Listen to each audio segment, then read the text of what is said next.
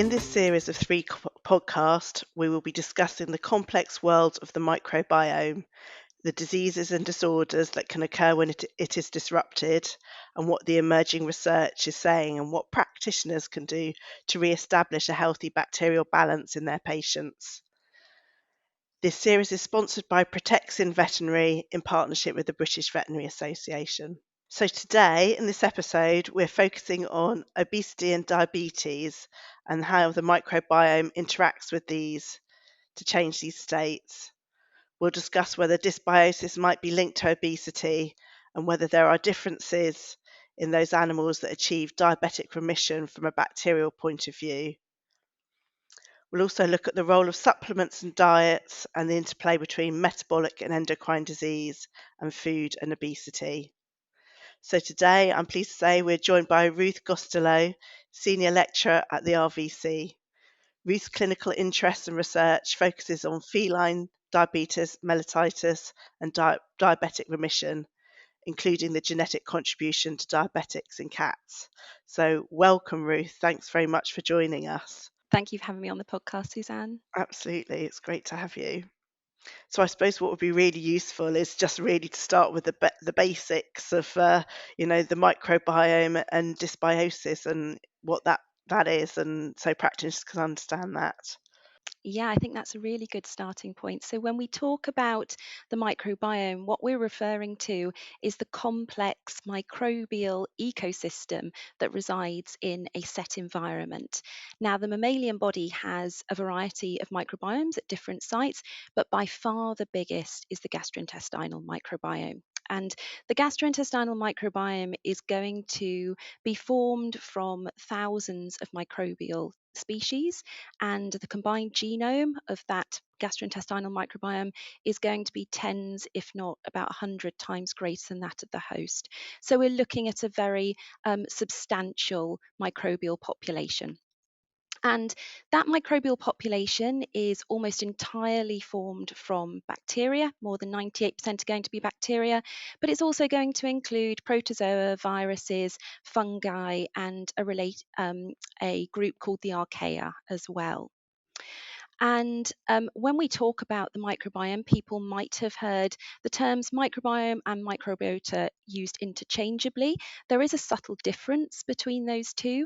When we talk about the microbiota, what we're talking about is the taxonomy of the species that are found in a location. So basically, a list of the species who are living in that location. So microbiota is often referred to as who's here, whereas microbiome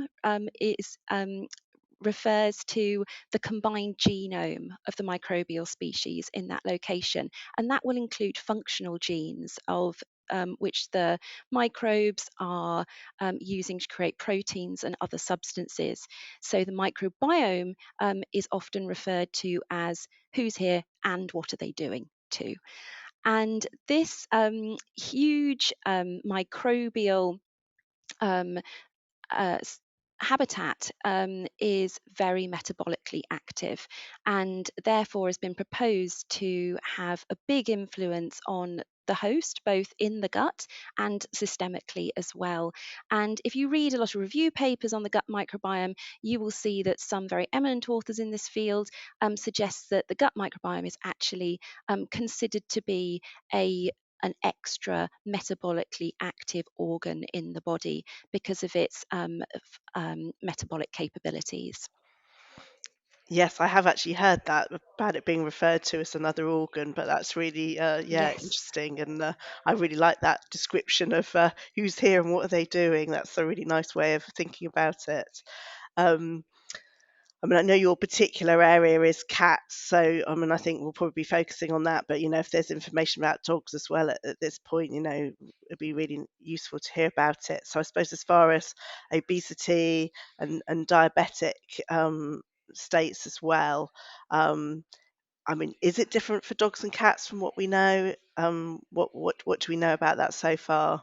So a lot of the initial interest in analysing the gut microbiome in both obesity and diabetes has stemmed from human medicine, because it's been increasingly recognised that both being overweight and having diabetes is associated with dysbiosis in the gut microbiome. And dysbiosis really refers to derangements in that microbial homeostasis that's going on in the gut microbiome. And that dysbiosis could refer to a number of things. It could be that the proportions of the normal bacteria are altered. It could be that one bacterial type becomes more prevalent than others, or it could be that functionally those bacteria's metabolism has changed, Mm. and that change in metabolites could have both a local effect and a wider effect on the host's systemic health. Now, there are in people there it has been noted that both obesity and diabetes are associated with dysbiosis. Now, it's very, very difficult to prove whether this is a causal relationships or simply an association. Yeah. However, there is some evidence to suggest that changes in the microbiome could be contributing to the development of obesity and type 2 diabetes in people, and therefore could be doing so in cats. And now, dogs we don't tend to think of as having type 2 like diabetes. That would be more similar to maybe a type 1 like form of Mm. diabetes. However, even in people with type 1 diabetes, dysbiosis has been noted. And there are a few common themes Yes. that in um, people with both obesity and type 2 diabetes, which I suppose is more my area of interest and is very pertinent because it's shares a few similarities with our diabetic cats. And what will often be shown is that these patients do have a decreased diversity of bacteria in their gut, but there are also a few bacteria phyla of interest when it Okay. comes to development of obesity and also how the microbiome might be affecting a patient's glucose homeostasis. Um, and we can run through those because they'll often be the things that are particularly noted in any human or the emerging veterinary research on how the microbiome might be playing into both patients developing obesity and diabetes mellitus. So there's um, a few sort of particular bacterial taxa of interest. Sometimes when we're looking at um, the effect of the microbiome on obesity or diabetes. And the first of this is the bacteria that are capable of producing short chain fatty acids.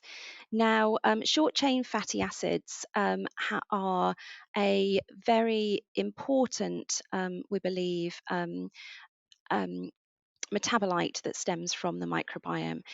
Basically, the common short chain fatty acids are butyrate, propionate, and acetate, and they are largely produced by your microbiome from non digestible polysaccharides. So, one of the real interesting things about the microbiome is that because this is a huge microbial population with a very different genome and metabolic capabilities to the host, that bacterial population actually gives the host access to a lot of metabolic pathways that aren't actually common to their own species. And some of these metabolites produced by the microbiome are thought to be particularly important, both in gut health but also in other aspects of the host's health. One of these really important areas is this short chain fatty acid Mm. producing bacteria. Now, these short chain fatty acids have a huge number of potential beneficial effects to the host. For starters, they are an extra energy source for the host. Mm. However, and They are particularly an energy source for the gastrointestinal colonocytes. They also are, we believe, are local regulators of gastrointestinal motility. Um, Producing short chain fatty acids in normal quantities is also meant to keep in check and sort of more pathogenic enteric bacteria. But some of these short chain fatty acids are also thought to have anti inflammatory properties, both locally in the gut but also systemically. And that's particularly the case for butyrate. And what's more, it's also hypothesized that butyrate might also have a role in promoting insulin sensitivity in hosts. And what we'll find in a, a number of studies, especially in people, is that butyrate producing bacteria seem to be decreased in individuals with type 2 like diabetes mellitus. So these short chain fatty acids are beneficial for our local gut integrity and health, but also might be having these anti inflammatory and insulin sensitizing properties in the body as a whole. And they're often one of the focuses in these microbiome analyses in patients with diabetes or obesity. Another focus is bacteria that are capable of transforming bile acids from primary bile acids to secondary bile acids. These secondary bile acids can also have a number of really beneficial effects. Not only do they also help keep in check more pathogenic enteric organisms, but they also, when absorbed, are believed to have insulin sensitizing properties and to have several beneficial effects on glucose metabolism. The exact mechanisms by which they do that are not very clearly understood, but we believe that they could be involved in upregulating insulin secretion from the Mm. pancreas, for example, and could well be involved in promoting secretion of a hormone called glucagon-like polypeptide 1 from the intestinal tract. Now, that's known as one of the incretin hormones, and these are gut-derived hormones that can have wide-ranging effects on both glucose homeostasis and satiety in hosts. So, promoting release Mm. of that in obese or diabetic patients is a very beneficial action. And these and GLP-1 has recently been in the news a lot because it's the hormone that the new weight loss drug, Oh, the yes. Ozempic, is based around. So people may well be familiar with it from that. And basically, what that weight loss treatment is trying to do is to mimic the action of this natural incretin hormone GLP-1. Yes, certainly. I think the mention of the Vanity Fair gala dinner or something, wasn't it? There's a lot of that about. Yeah, Um, very yeah, topical. the short chain fatty acids. I think that's really interesting. This is certainly not the first time it's come up on the podcast. They seem to be quite key in a lot of areas associated with the microbiome, not just the gut one. Um, and again, really interesting that idea of endocrine hormones. Affecting your satiety and things like that. It's really Yeah. interesting, Ruth. So I think from what you're saying, is it if you're getting a cat that's going into diabetic remission, will you find that they will tend to have a different microbiome to the ones that don't? Is that have we got to that yet, or not? We have not got to that yet at Yeah, all, unfortunately.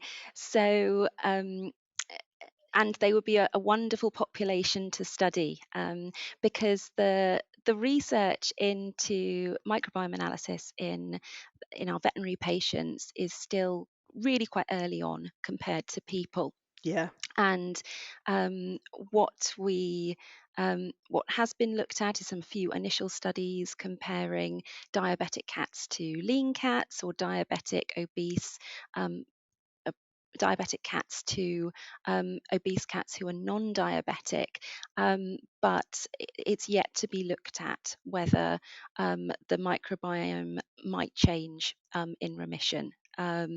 And they would be a really good group to look at because obviously they'll should be acting as their own control. And that's certainly something that our research group here is hoping to look at in the future, Mm. as we have potential samples that could help answer those questions. Yeah, yeah, definitely. Feels like an emerging area again across all the people that we've spoken to.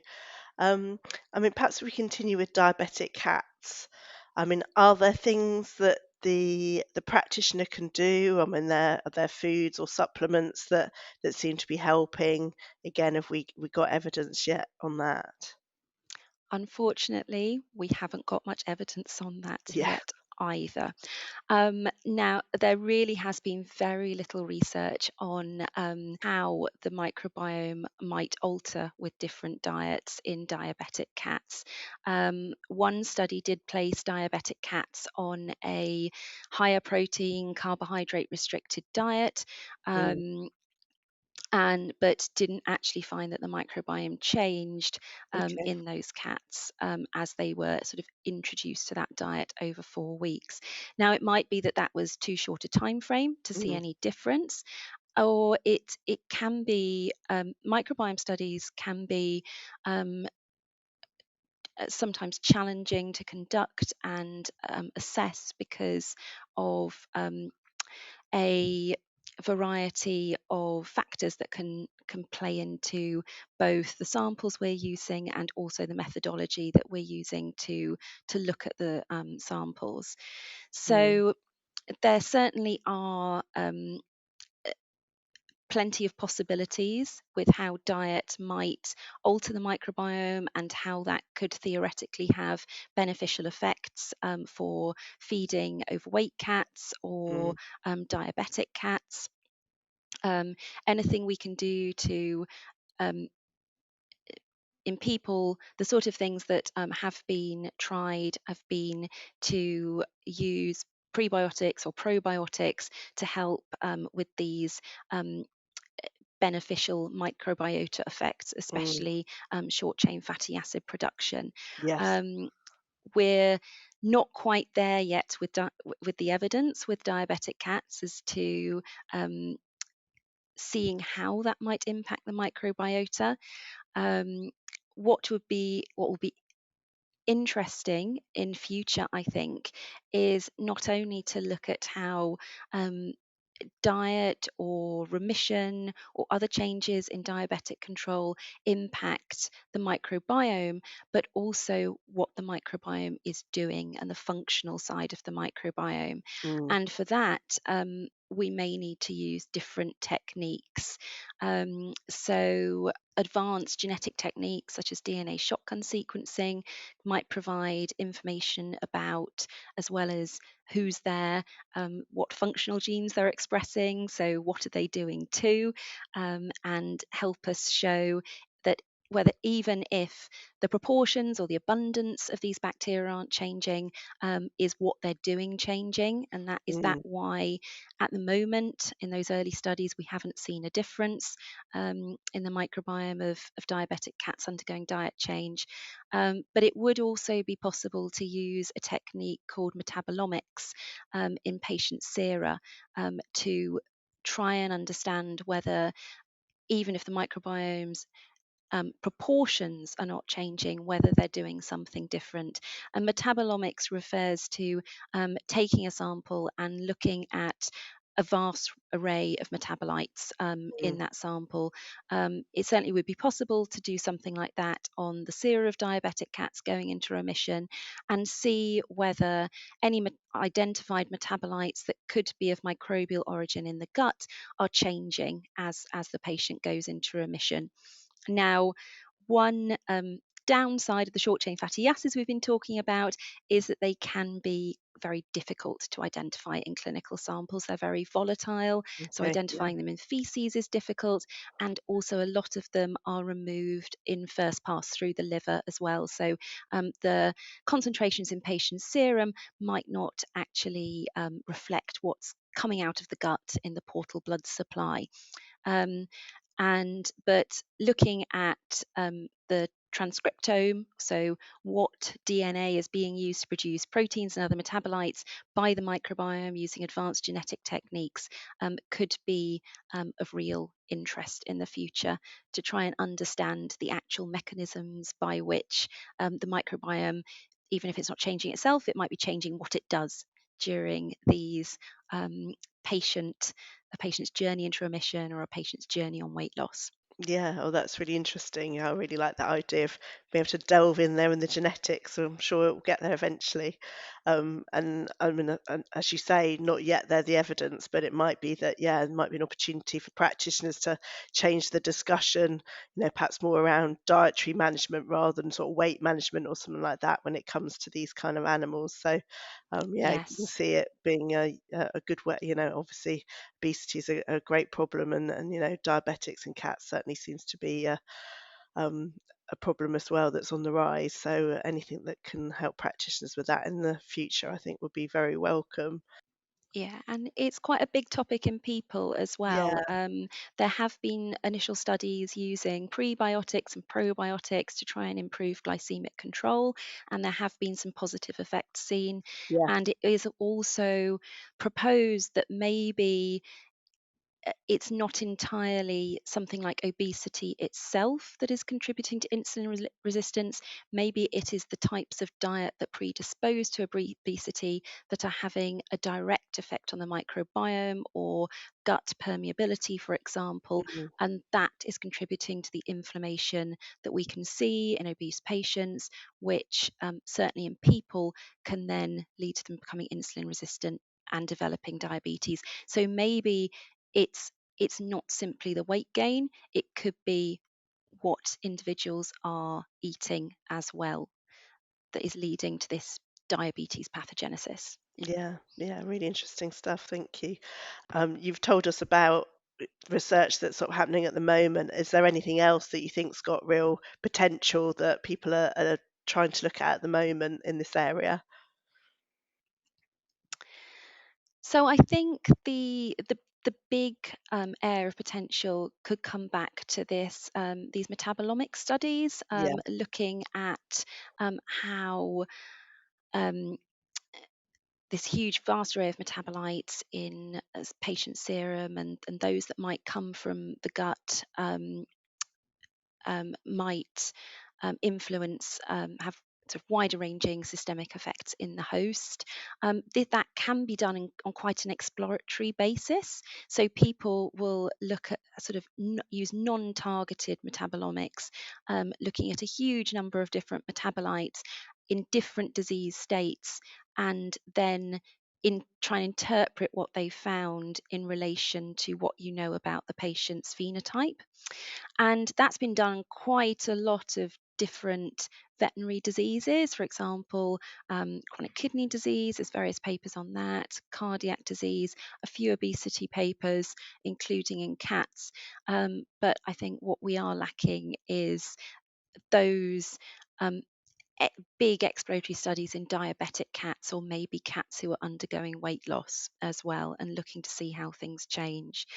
So I think it's definitely going, that sort of research is definitely going to be coming in the near future, Mm. because it's very much an emerging field and there are an awful lot of papers that have been published in it in the last few years. Yeah, great. Thank you. Well, I think that brings us to the end of our time, Ruth. So that's whizzed by, hasn't it? Yes. And I think really interesting things to talk about there. I mean, again, another area where it's very much emerging research and trying to work out the cause and effect and what's going on there. I really like though this idea of not only who's there but what are they doing. I think that's really interesting and perhaps gives a hint as to why some of the results that we're seeing so far perhaps haven't quite married up with what people might have expected there. So yeah, really interesting Yeah. stuff. Although it must be said that even though we're in the very early stages of veterinary research, there are hints in those early papers that um, show some quite interesting stories Yeah. regarding findings and how this might fit in with glucose homeostasis or the presence of obesity. And a few things that are mirroring what's been shown in the much wider body of human literature. So I think this is definitely something that is warrants further investigation in the veterinary field. We've got some really interesting early results, and eventually this could well translate into treatments that are targeting the microbiome in the hope of having these more beneficial systemic effects in people, just like they're trying to bring out in animals, just like they're trying to bring out in people. So I think it's definitely an area that's going to grow in the next few years. One to watch if you're a practitioner from the sounds of things. Absolutely. Yeah, brilliant. So thank you, Ruth, for the informative discussion. I've certainly learnt something again today, and I think hopefully given everybody something to think about with the chunky issue of managing diabetes and obesity in cats particularly and dogs too. So thank you very much. Thank you very much for having me on the podcast.